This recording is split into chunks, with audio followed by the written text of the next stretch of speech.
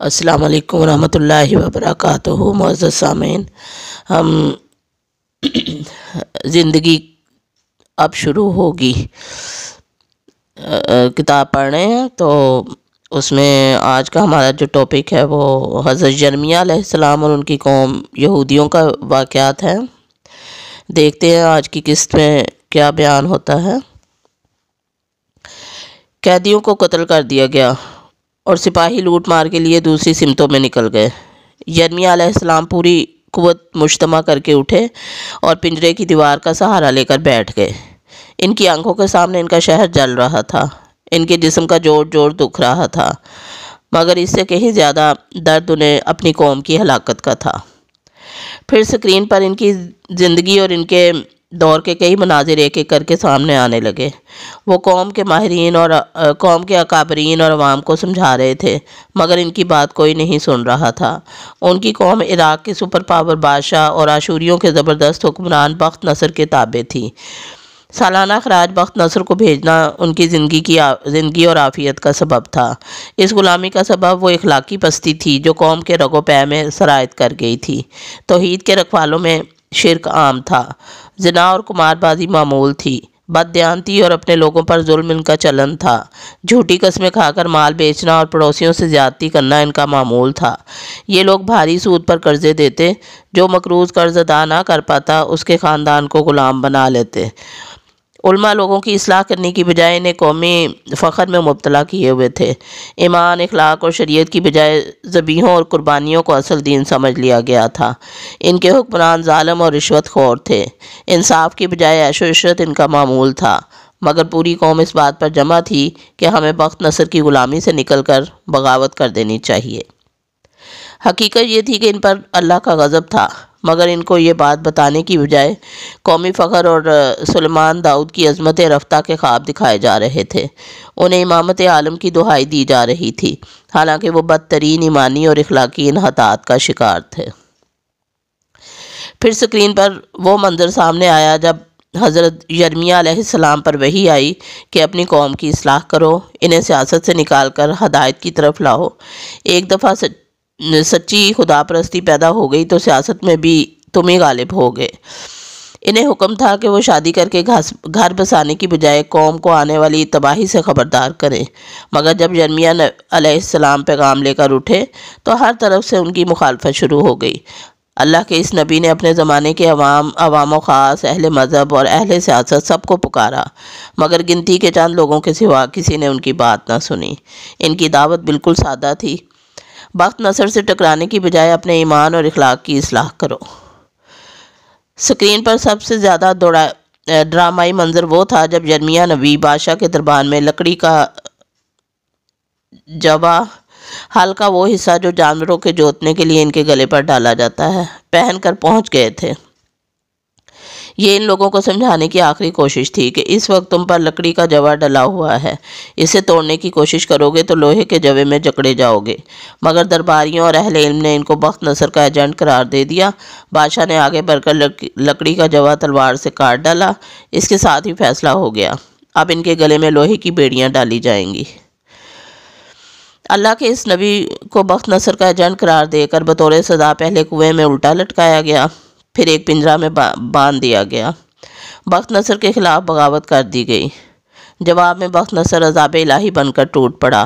پھر سکرین پر وہی پہلا منظر سامنے آ گیا جب عذاب کی بارش سے یروشلم نہا رہا تھا۔ یرمیہ علیہ السلام نے آنکھیں کھول کر ارد گرد پڑی بے گورو کفن لاشوں اور چاروں طرف رقصاں تباہی کے منظر پر ایک نظر ڈالی اور بلند آواز سے کہا، میں نے تم لوگوں کو کتنا سمجھایا، مگر تم نے سیاسی شعبدہ بازوں اور متعصب جاہل مذہبی لیڈروں کی پیروی کو پسند کیا۔ تم حق و باطل کے معاملے میں غیر جانبدار رہے، تم معاشرے کے خیر و شر خدائی احکام سے بے نیاز ہو کر زندگی گزارتے رہے۔ آخرکار اس کی سزا سامنے آ گئی۔ پھر یرمیہ نے آسمان کی طرف نظر اٹھائی اور دھیرے سے بولے، عدل کامل کا دن آئے گا، ضرور آئے گا، مگر کچھ انتظار کے بعد۔ اس کے ساتھ ہی منظر ختم ہو گیا اور ایک زوردار ڈانٹ فضا میں بلند ہوئی۔ اللہ تعالیٰ کا غصہ اپنے عروج پر تھا۔ ان کے نبی کے ساتھ جو کچھ بنی اسرائیل نے کیا تھا، اس کی جو سزا بخت نصر کی صورت میں انہوں نے بھگتی تھی وہ بہت معمولی تھی۔ اصل سزا کا وقت اب آیا تھا۔ حکم ہوا ہر اس شخص کو پیش کیا جائے جو کسی درجے میں بھی یرمیہ کے ساتھ کی گئی زیادتی میں شریک تھا۔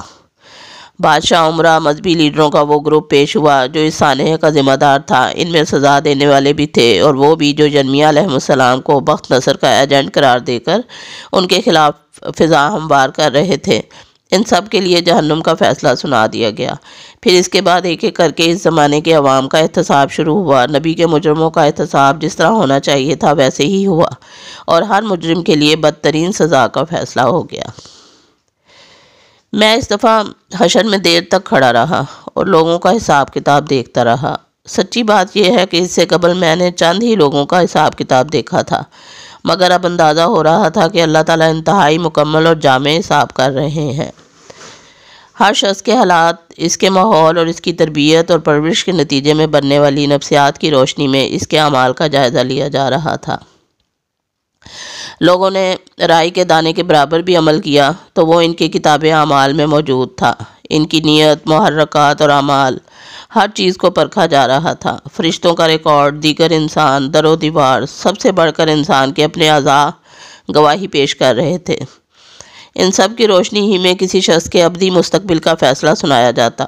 یوں انسان برائی کے دانے کے برابر بھی ظلم نہیں ہو رہا تھا۔ انسان پر رائی کے دانے کے برابر بھی ظلم نہیں ہو رہا تھا۔ جس کو معاف کرنے کی ذرا بھی گنجائش ہوتی اسے معاف کر دیا جاتا۔ اللہ تعالیٰ کے عدل کامل اور رحمت کامل کا ایسا ظہور ہو رہا تھا کہ الفاظ اسے بیان کرنے سے قاصر ہیں۔ میں اسی حال میں تھا کہ صالح نے میرے کان میں سرگوشی کی، نائمہ بڑی شدت سے تمہیں ڈھونڈ رہی ہے۔ خیریت؟ میں نے دریافت کیا۔ بڑا دلچسپ معاملہ ہے، بہتر ہے تم چلے چلو۔ یہ کہہ کر صالح نے میرا ہاتھ پکڑا اور تھوڑی ہی دیر میں ہم نائمہ کے پاس کھڑے تھے، مگر مجھے یہ دیکھ کر حیرت ہوئی کہ نائمہ کے ساتھ ایک بہت خوبصورت پری پیکر لڑکی کھڑی ہوئی تھی۔ میں نے اپنی یادداشت پر بہت زور ڈالا مگر میں اسے پہچان نہ سکا۔ نائمہ نے خود ہی اس کا تعارف کروایا۔ یہ امورہ ہیں، ان کا تعلق حضرت نوح علیہ السلام کی امت سے ہے۔ یہ مجھے یہیں پر ملی ہیں۔ یہ آخری نبی یا ان کے کسی نمایاں امتی سے ملنے کی خواہش مند تھیں۔ نبی صلی اللہ علیہ وآلہ وسلم تک تو میں انہیں نہیں لے جا سکتی تھی، البتہ میں نے سوچا کہ آپ سے انہیں ملوا دوں، آخر آپ بھی بڑے نمایاں لوگوں میں سے ہیں۔ یہ کہہ کر وہ امورہ سے میرا تعارف کروانے لگی۔ اس تعارف میں زمین و آسمان کے جو کلابے وہ ملا سکتی تھی اس نے ملائے۔ میں نے بیچ میں مداخلت کر کے نائمہ کو روکا اور کہا، نائمہ میری بیوی ہیں، اس وجہ سے میرے بارے میں کچھ مبالغہ آمیز گفتگو کر رہی ہیں، البتہ ان کی یہ بات ٹھیک ہے کہ میں آپ کو اس امت کے نمایاں لوگوں بلکہ اپنے نبی سے بھی ملوا دوں گا۔ نائمہ کو میری بات کچھ زیادہ پسند نہیں آئی۔ وہ جھلا کر بولی، اگر میں مبالغہ کر رہی ہوں تو بتائیں یہ صالح آپ کے ساتھ کیوں رہتے ہیں اور یہ آپ کو کہاں کہاں لے کر جاتے ہیں؟ میں نے جھگڑا ختم کرنے کے لیے کہا، اچھا چلو، میں نے ہار مانی، لیکن پہلے امورہ سے تفصیلی تعارف تو ہو لینے دو۔ امورہ ہنستے ہوئے بولی، انسان ہزاروں برس میں بھی نہیں بدلے، بلکہ دوبارہ زندہ ہو کر بھی ویسے ہی ہیں۔ آپ دونوں ویسے ہی جھگڑا کر رہے ہیں جیسے میرے اماں ابا کرتے تھے۔ ان کے اماں ابا سے بھی میری ملاقات ہوئی ہے، نائمہ بیچ میں بولی، مگر یہ اس کا اگلا خوشی سے بھرپور جملہ تھا جس سے مجھے اندازہ ہوا کہ وہ امورہ سے مل کر اتنا خوش کیوں ہے اور کیوں اس نے مجھے میدان حشر سے واپس بلوایا ہے۔ امورہ کے شوہر نہیں ہے؟